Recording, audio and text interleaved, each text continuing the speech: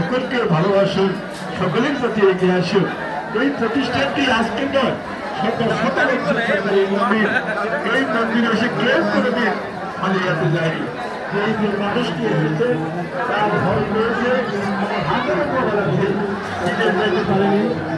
সংসারে অশান্তি, বিনয় সন্তানতা, সকল কিছু মায়ের আশীর্বাদে পূজা পেয়েছেন, পেয়েছেন এবং আপনাদের কাছে আমাদের আজকে লক্ষ্য করে দেখেছেন পুরানো সিঁড়ির পশ্চিম পাশে নতুন করে মন্দিরে উঠার জন্য, ভক্তরা উঠার জন্য সিঁড়ি তৈরি হচ্ছে। সেই সিঁড়িতে আপনি অংশীদার হবেন। মায়ের বাড়ি যে মহাপুরুষরা আসবে, ভক্তরা আসবে, সকলের সুবিধার জন্য নতুন করে সিঁড়ি হচ্ছে। তাই আপনাদের কাছে আমাদের বার্তা আহ্বান, যে যা পারেন মুখটা একটু দান করুন।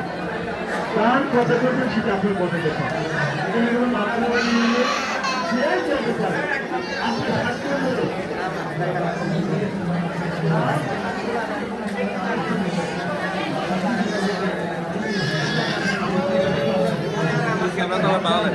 এই প্রতিষ্ঠানগুলো বাড়তি মার্কেট নেই, পুকুর নেই, ভক্তদের আয়ের প্রতিষ্ঠান চলছে।